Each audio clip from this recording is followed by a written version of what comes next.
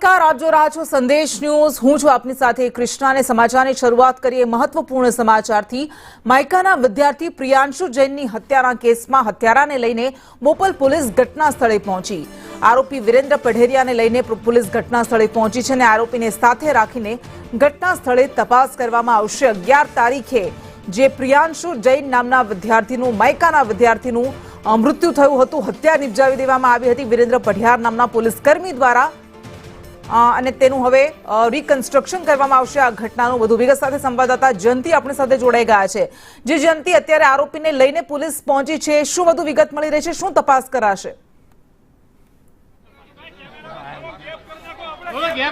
ચોક્કસથી બોપલ પોલીસ છે તે અત્યારે ઘટના સ્થળે પહોંચી છે। 2 દિવસ પહેલાની ઘટના છે। માયકાના એક વિદ્યાર્થીની પ્રિયાંશુ જૈનની હત્યા છે તે કરવામાં આવી હતી। વિરેન્દ્ર પઢેરિયા નામના જે પોલીસ કોન્સ્ટેબલ છે તેમણે હત્યા કરી હતી। હત્યા કરી બાદ તેઓ પંજાબ ભાગી છૂટ્યા હતા। આખરે ક્રાઇમ બ્રાન્ચે તેમની ધરપકડ કરીને ગઈકાલે રાત્રે અમદાવાદ લાવ્યા હતા। ત્યારબાદ બોપલ પોલીસને સોંપવામાં આવ્યા છે। ત્યારબાદ બોપલ પોલીસ દ્વારા અત્યારે રિકન્સ્ટ્રક્શન માટે તેમને લઈ આવવામાં આવ્યા છે। મહત્વનું છે કે અત્યારે અમદાવાદની અંદર પોલીસ કોન્સ્ટેબલ દ્વારા જે હત્યા કરવામાં આવી હતી તેને લઈને અમદાવાદની અંદર સમગ્ર અમદાવાદીઓમાં એક પ્રકારનો રોષ છે, કારણ કે જેને કાયદાનું રક્ષણ કરવાનું છે તે નાનકડી એવી વાતની અંદર કાયદાનું ભક્ષણ કરી રહ્યા છે, ત્યારે સમગ્ર અમદાવાદના લોકો બહુ એક પ્રકારનો રોષ હતો। પરંતુ અમદાવાદ ક્રાઇમ બ્રાન્ચ દ્વારા ત્વરિત રીતે કડી મળતા પંજાબની અંદર જે પઢેરિયા છે તે ભાગી ચૂક્યા છે તેવી ખબર પડતા પંજાબથી તેમની અટકાયત કરી હતી। અટકાયત કર્યા બાદ ગઈકાલે મોડી રાત્રે ક્રાઇમ બ્રાન્ચ ખાતે લાવવામાં આવ્યા હતા અને અત્યારે બોપલ પોલીસને સુપરત કરવામાં આવ્યા છે। બોપલ પોલીસ દ્વારા અત્યારે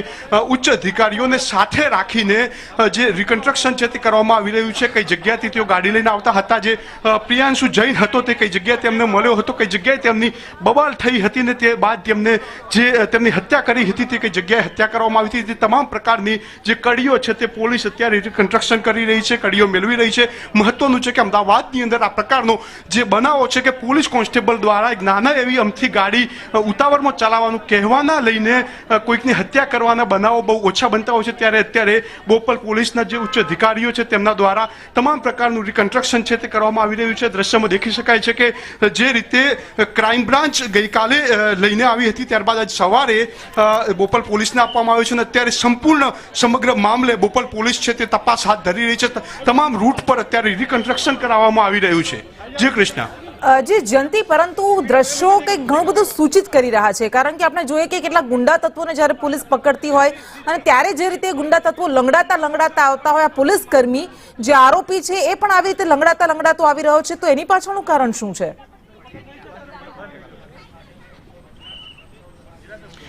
ચોક્કસથી કહી શકાય કે જે રીતે આરોપી અત્યારે ચાલી રહ્યું છે તે પ્રમાણે પોલીસ દ્વારા તેમની વ્યવસ્થિત રીતે કહી શકાય કે તેમને ધરપકડ કર્યા બાદ કદાચ સર્વિસ કરવામાં આવી હોય તે પણ બની શકે છે, કારણ કે જે આરોપી છે તેણે ગંભીર ગુનો કર્યો છે। એક નાનકડા 22 વર્ષના પ્રિયાંશુ જૈન જે માયકાની અંદર ભણતો વિદ્યાર્થી હતો, તેણે માત્ર એટલું જ કહ્યું છે કે ભાઈ ગાડી એટલી ઉતાવળમાં ના ચલાવો, એવી નાની એવી અમથી બાબતમાં છરીનો ઘા મારીને તેમનું મર્ડર કરવામાં આવ્યું હતું અને મર્ડર કર્યા બાદ જાણે કે પોતાને કશું જ ઘટના ન બની હોય તે રીતે પંજાબ ભાગી છૂટ્યો હતો। પંજાબ ભાગી છૂટ્યા બાદ ક્રાઇમ બ્રાન્ચ દ્વારા પીછો કરવામાં આવ્યો હતો। ક્રાઇમ બ્રાન્ચે તેની ધરપકડ કરી છે। ધરપકડ કરીને ગઈકાલે મોડી રાતે લાવવામાં આવ્યો છે। એટલે કહી શકાય કે જે રીતે અત્યારે તેમની હાલત જોતા 100% કહી શકાય કે પોલીસ દ્વારા તેમની સારી રીતે સર્વિસ પણ કરવામાં આવી છે અને અત્યારે સમગ્ર રૂટ પર તેમને લઈને પોલીસ ફરી રહી છે। સમગ્ર જે ઘટના છે તેનું રિકન્સ્ટ્રક્શન કરવામાં આવી રહ્યું છે। રિકન્સ્ટ્રક્શન કર્યા બાદ કોર્ટની અંદર સંપૂર્ણ મેટર છે તે સબમિટ કરવામાં આવશે। તમામ પ્રકારની જે અત્યારે પોલીસ જે છે તે પુરાવાઓ છે તે એકત્ર કરી રહી છે। સંપૂર્ણ જે રસ્તો છે બોપલનો ફાયર સ્ટેશનથી લઈને આગળ જતો આખો રસ્તો છે, જે જગ્યા પર આખી ઘટના બની હતી, જે સીસીટીવી નથી, તે તમામ જગ્યા પર જે પોલીસ કોન્સ્ટેબલ છે તેને લઈને જવામાં આવી રહ્યા છે। એટલે પોલીસ કોન્સ્ટેબલ જે આરોપી પોલીસ કોન્સ્ટેબલ છે વિરેન્દ્ર પઢેરિયા તેની સાથે રાખીને પોલીસ દ્વારા તમામ પ્રકાર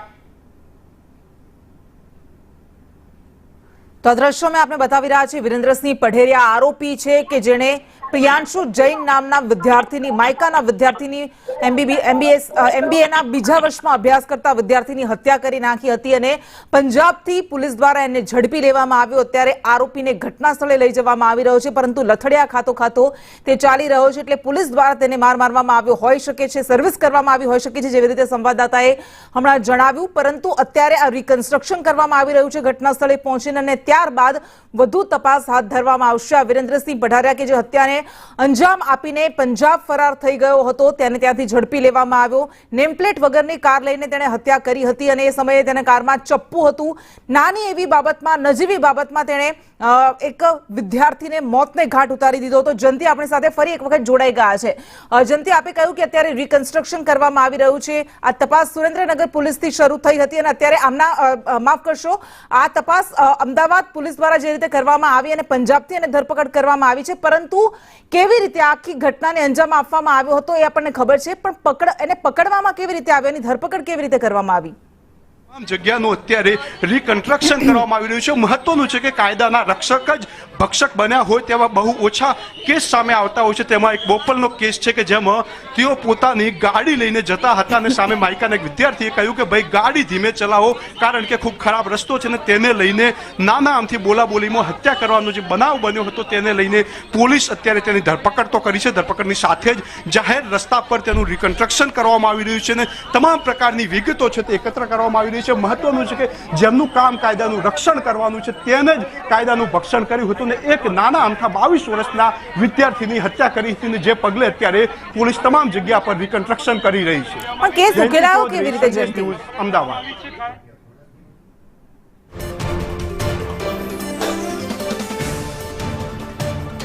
આવે તો જે વિરેન્દ્ર પઢેરિયા છે તે જ્યારે હત્યા કરી હતી, હત્યા કર્યા બાદ તેમને જાણે કે કોઈ જ ઘટના બની હોય ના હોય તે રીતે પોતાના ઘરે ગયો હતો. ગાડી મૂકીને તે અલગ ગાડી દ્વારા અહીંયાથી પંજાબ જવા માટે નીકળ્યો હતો. પંજાબમાં 2 દિવસ સુધી તેનો ફોન બંધ રાખ્યો હતો. તેને એવું હતું કે જાણે હત્યા મેં કરી છે તેની કોઈને ખ્યાલ નથી, તેમ કરીને અલગ અલગ જગ્યાએથી તે ગયો હતો. જોકે પોલીસને જે સ્કેચ તૈયાર કરવામાં આવ્યો હતો, સ્કેચના આધારે ખબર પડી ચૂકી હતી, પોલીસને શંકા ગઈ હતી, જેથી તે જે ગાડીમાં ગયો હતો પંજાબી ગાડીના ફાસ્ટેગને ચેક કરવામાં આવ્યા હતા, સીસીટીવી ચેક કરવામાં આવ્યા હતા અને તેના આધારે તેનું સીડીઆર મેળવવામાં આવ્યું હતું, તેનું લોકેશન કઢાવવામાં આવ્યું હતું અને તેના આધારે પોલીસનું જે ક્રાઇમ બ્રાન્ચની જે આખી જે કડી હતી તે મળતા આખરે તેની ધરપકડ જે છે તે પંજાબથી કરવામાં આવી હતી.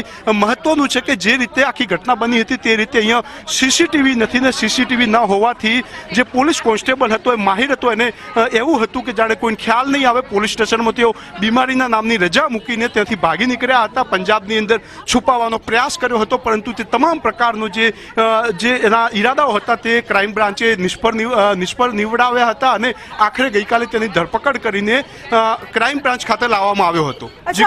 જી જયંતિ, આજે વધુ એક ઘટસ્ફોટ પણ થયો કે એની સાથે ડ્રાઈવર પણ એ સમયે હાજર હતો અને પછી એ પોતાના મિત્રના ઘરે ગયો હતો. તો એ ડ્રાઈવરની શું ભૂમિકા છે, એને લઈને કોઈ તપાસમાં સામે આવ્યું છે કે કેમ? કૃષ્ણા, વચ્ચે સામે એ પણ વાત આવી છે કે જ્યારે આ ઘટના બની હતી ત્યારે 2 જણ હતા, સાથે એક ડ્રાઈવર પણ હતો. એ ડ્રાઈવરની શોધખોળ હજુ હાથ ધરવામાં આવી છે. વધુ પૂછપરછ છે તે વિરેન્દ્ર પઢેરિયાને પૂછવામાં આવી રહ્યું છે, કારણ કે જ્યારે આ ઘટના બની હતી ત્યારે ગાડીની અંદર 2 જણ હતા, એટલે બીજો જે ગાડીમાં ડ્રાઈવર હતો તેનું નામ દિનેશ ઉર્ફે ડીકે પણ હતું. એ ડીકે કોણ હતો? દિનેશ અને વિરેન્દ્રને ભગાવવાની જે મદદ કરી છે તેની પણ તપાસ થઈ રહી છે, કારણ કે વિરેન્દ્રએ જ છરીના ઘા મારીને જે વિદ્યાર્થી છે તેની હત્યા કરી છે, પરંતુ તે હત્યા કર્યા બાદ સાથે જે ડ્રાઈવર હતો તે ડ્રાઈવરે જે મદદ કરી છે તેને લઈને પણ પોલીસે અત્યારે ગુનો નોંધ્યો છે અને પોલીસ જે ડ્રાઈવર છે તેની પણ તપાસ કરી રહી છે. મહત્વનું છે કે અલગ અલગ એંગલમાં અત્યારે પોલીસ તમામ પ્રકારની જે તપાસ છે તે કરી રહી છે. વિદ્યાર્થી પ્રિયાંશુ સાથે હત્યા પહેલા થયેલી માથાકૂટના સીસીટીવી પણ સામે આવી ચૂક્યા છે. પ્રિયાંશુ અને તેના મિત્ર સંત સાઉથ સ્ટ્રીટ એપાર્ટમેન્ટમાં બુલેટ પરથી નીકળ્યા હતા. તે તરત જ બુલેટ ટર્ન લેતા જ કહી શકાય કે હેરિયર ગાડી સામે આવી હતી. આ ગાડી સામે આવતા જ પ્રિયાંશુએ કહ્યું હતું કે ભાઈ ગાડી ધીમે ચલાવો, અને આ બાબતમાં આખી ઝપાઝપી થઈ હતી ને ત્યારે પ્રિયાંશુને છરીના ઘા માર્યા હતા. તેના ફૂટેજ પણ સામે આવ્યા છે. મહત્વનું છે કે અત્યારે જે રીતે આજે પોલીસ કોન્સ્ટેબલ દ્વારા હત્યા કરવામાં આવી હતી તે તમામ પ્રકારના જે પુરાવાઓ છે તે પોલીસ જોડે આવી ચૂક્યા છે. તેની સાથે જે ભગાડવામાં મદદગારી હતો તેને પણ અત્યારે પોલીસ શોધી રહી છે. આ તમામ જે જગ્યા આપ જોઈ રહ્યા છે દ્રશ્યમાં,